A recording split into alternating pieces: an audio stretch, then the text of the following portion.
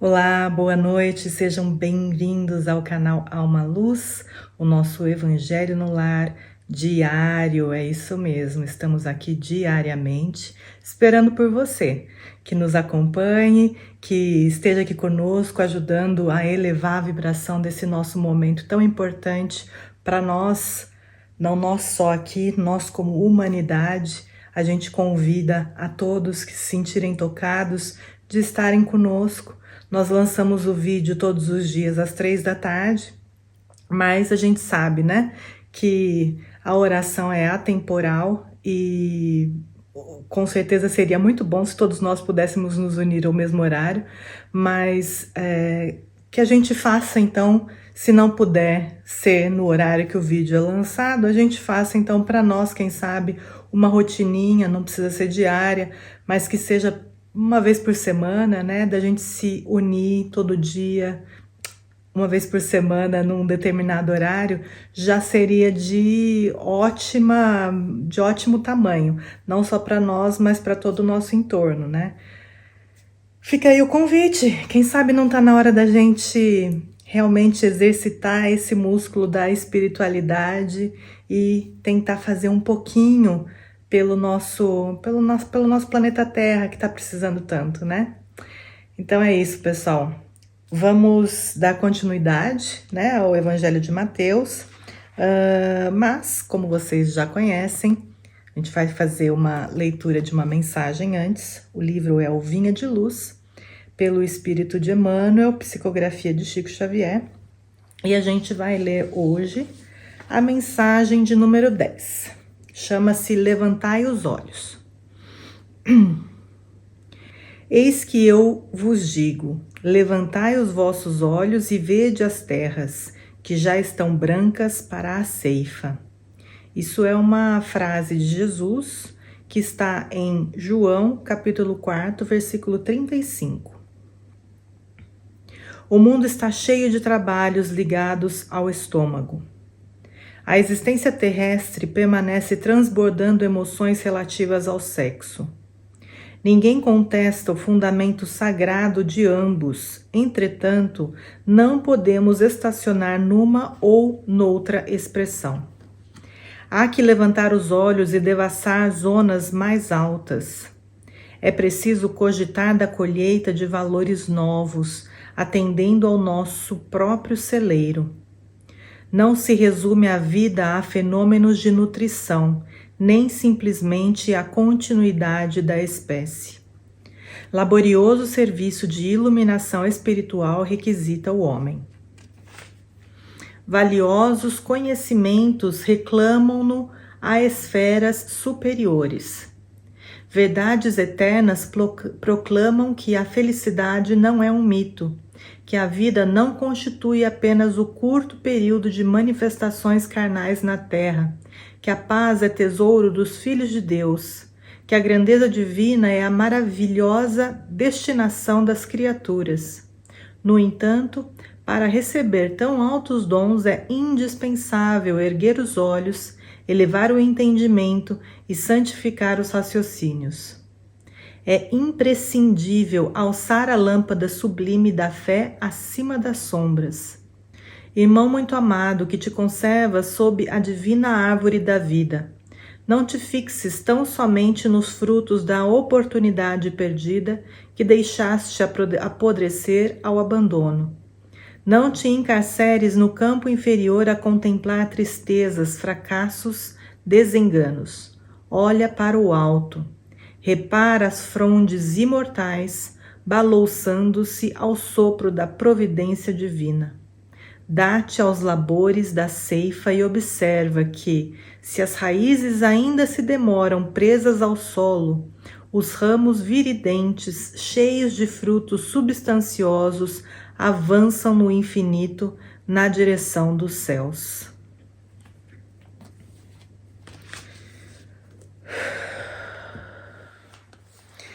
Vamos à nossa oração, então pedimos a todos que fechem os seus olhos e juntos vamos tentando regular a nossa respiração para que ela se torne mais calma e tranquila. trazendo os nossos pensamentos para o aqui e agora, deixando as preocupações de lado e unindo os nossos sentimentos e pensamentos, nós os elevamos ao nosso Mestre Jesus, o nosso amado Mestre que conosco está em todos os momentos da nossa vida. Mestre amado, a gente sente o chamamento por essa mensagem que a gente acabou de ler. A gente percebe em cada momento da nossa vida um chamamento diferente, um alerta da espiritualidade para que a gente passe a dar também, não é valor exclusivo, mas também valor às coisas espirituais.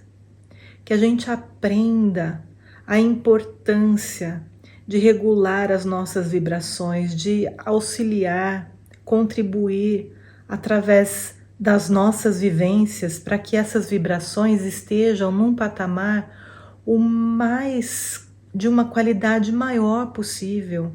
Porque quando cada um de nós se esforça, a gente integra um todo, e os todos que se sintonizam se potencializam, e isso faz com que a Terra toda possa sentir essa vibração mais elevada. Então que a gente compreenda essa verdade e faça a nossa parte, que a gente opte sim por fazer leituras edificantes, que a gente opte sim por fazer um dia do Evangelho no lar, na nossa casa, que a gente faça a escolha de participar de uma palestra, de assistir um filme de conteúdo elevado, de ler um livro, de ter conversas edificantes, que a gente faça a escolha de termos atitudes melhores. A gente sabe que para ter atitudes melhores a gente precisa mudar o interior, e para mudar o interior a gente precisa também desses momentos de paz, desses momentos de conexão, desses momentos de leituras, de conversas, de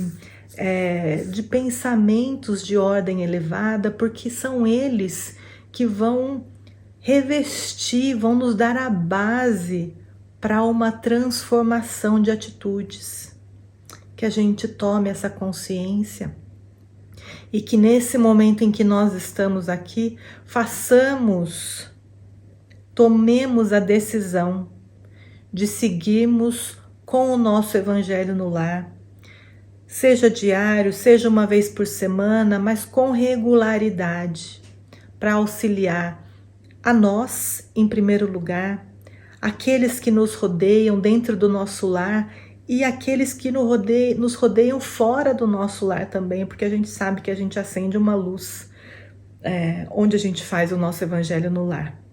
Nós rogamos o seu amparo, Mestre Jesus, a sua inspiração, bem como dos amigos da espiritualidade, a quem nós agradecemos igualmente por já estarem aqui conosco, e pedimos que fiquem conosco e nos auxilie, nos proteja esse ambiente igualmente.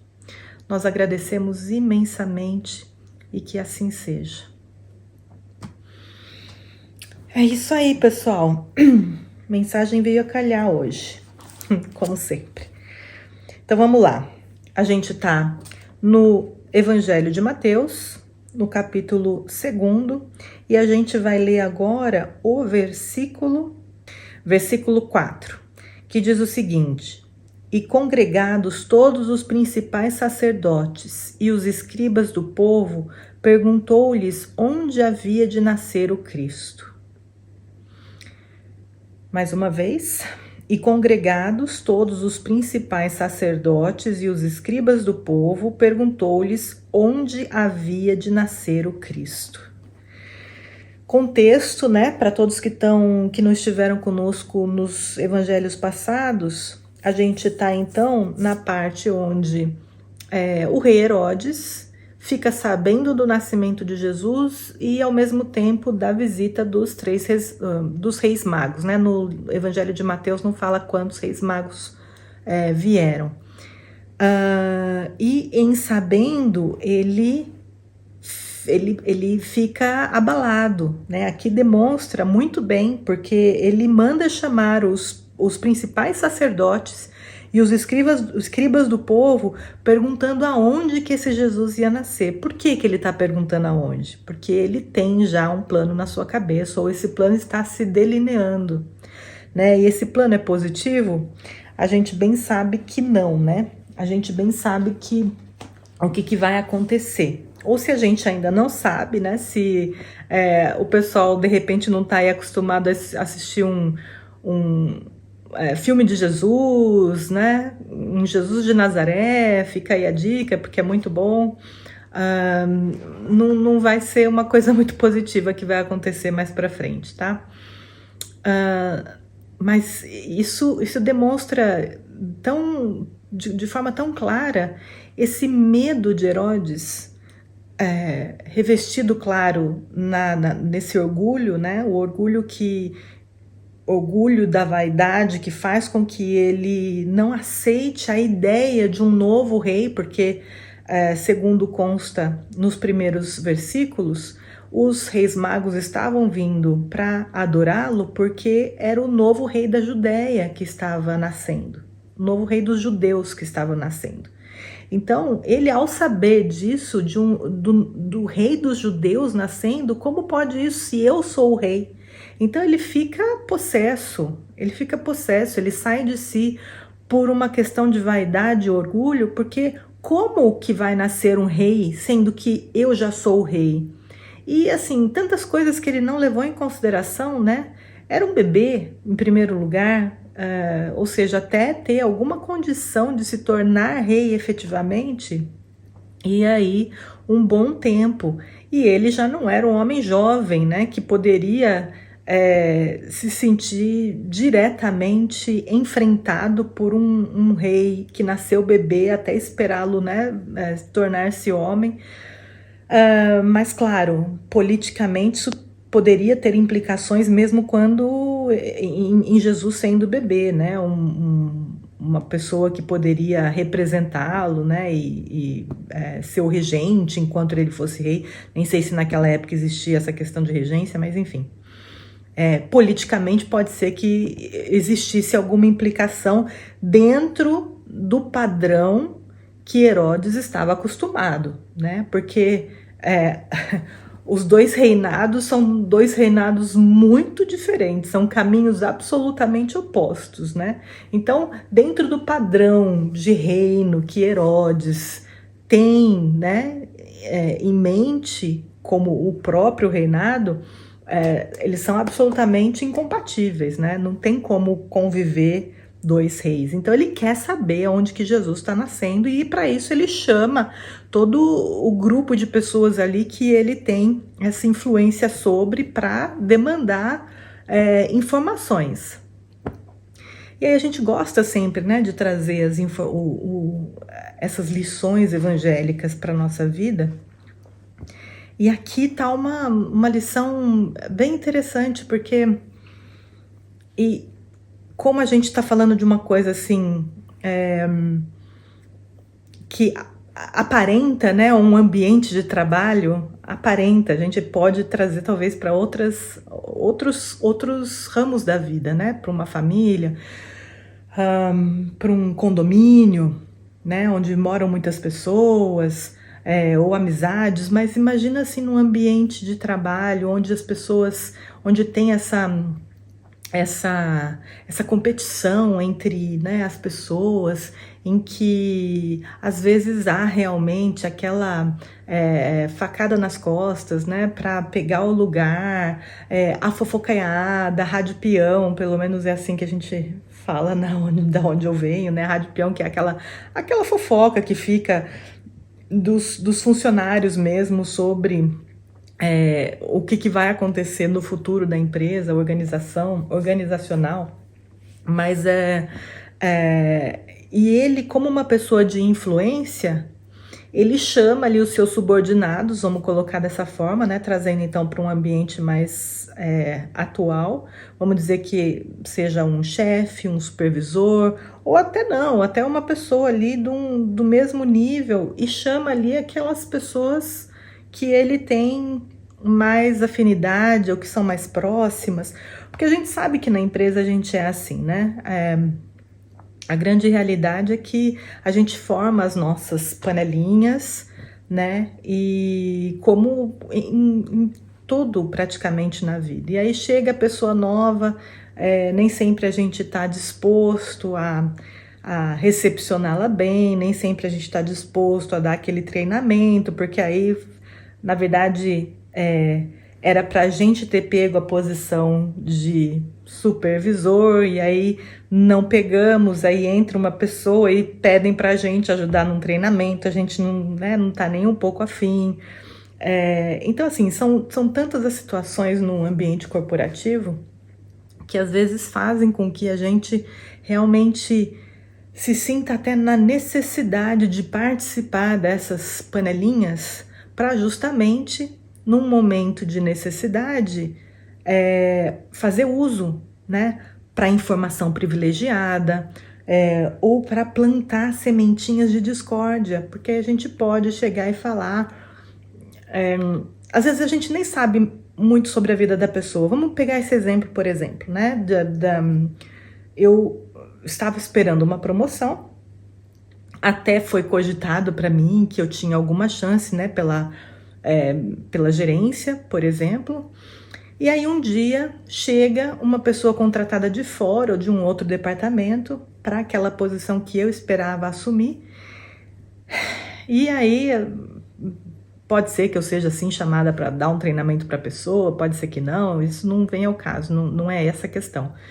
Mas aí, muitas das vezes a gente se sente traído por aquela empresa em que eu estou já faz 15 anos, eu dou meu sangue aqui nesse lugar, eu nunca faltei, aí eu deixei de fazer não sei o que porque eu vim para cá para dar tudo de mim e agora eles não me reconhecem. E essa pessoa aí, nem sei quem que é essa pessoa, nem sei se tem capacidade. E aí, o que acontece? Na nossa ingenuidade, que muitas vezes é maldade pura, a gente pode, dentro da nossa panelinha, já começar ali a maldar a pessoa e o trabalho da pessoa sem nem conhecer, sem nem saber o que é, quem que é, por que é. A gente vê lá na internet alguma coisa sobre ela, porque hoje em dia, né, rede social, a gente sabe o nome da pessoa, você já faz uma busca, você já sabe tudo sobre a vida dela. A gente ali já começa a fofoca, né? Já começa a maldar, já começa a fofoca, já espalha como, né, pólvora, porque vocês sabem como que é, né, a fofoca. Se fosse alguma coisa positiva, com certeza ninguém ia ficar sabendo. Agora a fofoca. E aí formou-se já uma barreira. A gente formou uma barreira. A pessoa nunca fez nada para mim. Às vezes eu troquei 2 palavras de um bem-vindo, boa tarde, meu nome é fulano, meu nome é ciclano, com a pessoa, e foi só. E isso, né, já se torna, já criou uma barreira, já criou um muro entre nós. Não só eu fico com a impressão de que eu sinto que ela não vai com a minha cara, quando a pessoa na verdade nunca fez nada com a gente, e faz com que aqueles correligionários que a gente chama ali, né, que nem o Herodes chamou lá os seus sacerdotes, escribas e tal, esses os nossos que a gente chama para contar, para fazer a fofoca e tal, eles também criam esse asco já dentro de si para aquela pessoa, porque a gente começa como uma brincadeira inocente, que na verdade nesse exemplo até não tem muito de inocente não, mas em tudo na vida que a gente começa assim com a maldade, mas como brincadeira, Às vezes a gente é um veneno que a gente toma e que a gente fica envenenado com aquilo. De repente a gente já esquece que é brincadeira.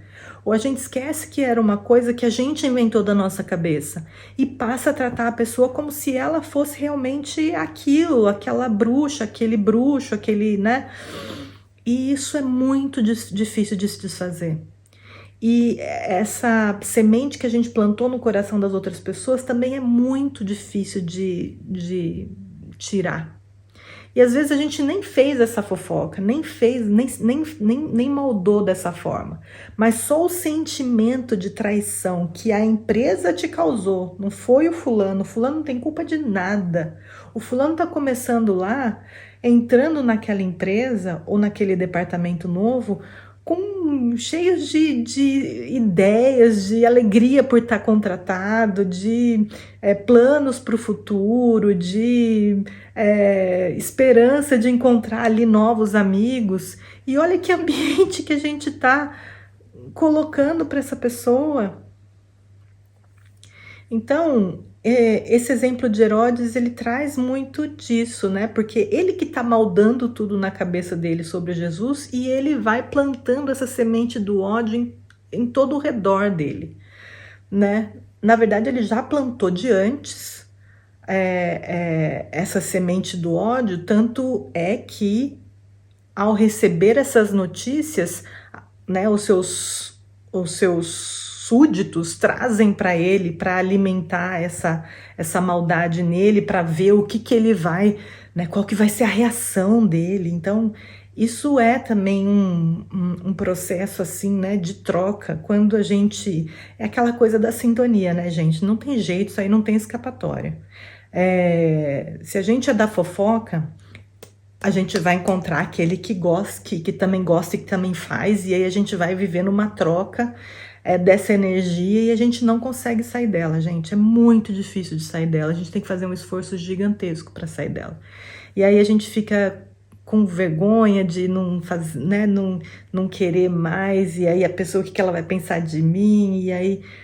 Ai, gente, é melhor não começar. É melhor, sabe, ser a chata que não entra nas conversas, é melhor ser a chata que sempre tem alguma coisa de positiva para falar, sabe? Não sei. É melhor a gente tentar ser diferente, a gente quebrar esses padrões, a gente sair disso, porque isso alimenta um ambiente, uma atmosfera. A gente alimenta uma atmosfera, uma aura do ambiente onde a gente trabalha, que faz com que, se for pesado, né, se for uma aura pesada, uma aura mais negativa por conta dessa fofoca, o que ela vai atrair? Coisas nesse padrão vibratório. Então aí você pode ter mesmo problemas, estresse, nervoso, chateação, porque é isso que a gente está fazendo, é isso que a gente está alimentando, né? Eu acho que hoje eu falei bastante, né? É que esse assunto realmente me move, porque é uma coisa que eu vejo, né, no meu dia a dia também, como todos nós. Então, por isso que o exemplo do trabalho acho que ajuda bastante.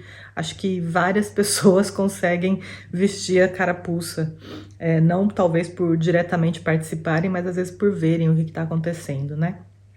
Ou já terem sofrido na pele, estando no papel daquele que chega num lugar novo e, infelizmente, ao invés de abraços e boas-vindas, recebe pedradas. Isso pode acontecer. E aí a gente, com isso, fica a lição não só de vigiar, né, os nossos pensamentos e as nossas palavras, mas ter um pouquinho de empatia também, se colocar no lugar do outro. Imagina se fosse você iniciando num trabalho novo, sem conhecer ninguém, as dificuldades que são já normalmente, às vezes a pessoa é mais introvertida, já tem uma dificuldade natural de iniciar uma conversa e aí ainda encontra a barreira, uma barreira social. É muito difícil, é muito difícil. E isso também é caridade, gente. A forma como que a gente se trata no ambiente social, profissional, também é uma forma de você trazer o melhor de si e praticar a caridade. Um sorriso é caridade, um auxiliar da pessoa nova falando, viu, você quer que eu te ajude com alguma coisa? Você já conseguiu fazer tudo? Você sabe os telefones aqui, como é que funciona? Sabe? Se colocar à disposição, treinar sim, por que não? Uma pessoa era para ficar no meu lugar. Gente, se fosse para ser o seu lugar, seria o seu lugar. Simples assim. Eu sou mais capacitada. Eu sei, gente, mas existe uma questão que a gente não leva às vezes em consideração, que se chama dívidas espirituais. E às vezes naquela hora não era a hora para a gente assumir aquela função, fazer aquela determinada função. A gente precisa saber reconhecer o tempo de Deus. Já diz o Deuteronômio, não é? Eclesiastes, leiam a Bíblia. Leiam a Bíblia, a gente não está lendo a Bíblia? Então leiam a Bíblia, leiam lá Eclesiastes, eu não vou saber falar qual que é agora, mas é aquela que fala do tempo, tem tempo para tudo na vida, né? E o seu tempo, se for para ser, vai chegar, acredita, acredita. Então é isso, pessoal. Vamos fazer a nossa oração de encerramento. Se o pessoal aí tiver água para fluidificar, coloquem, por favor, para que então seja fluidificado, tá bom? Então vamos lá.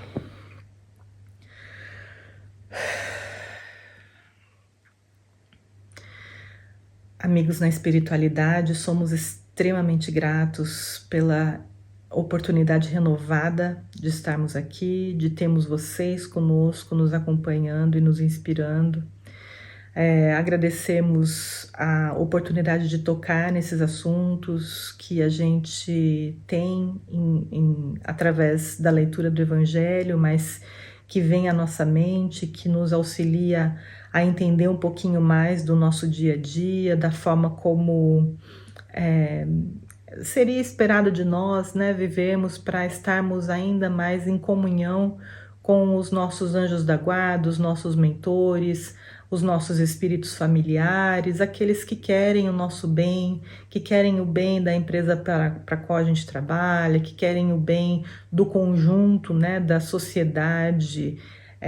A gente está a todo momento, constantemente, envoltos, né, nessa aura com a convivência desses seres espirituais ao nosso redor o tempo todo, né? Então que a gente possa, através das nossas vibrações, permitir que essa convivência espiritual seja de ordem mais elevada, seja de seres que querem o nosso bem e não nos atrapalhar ou que caiamos, né?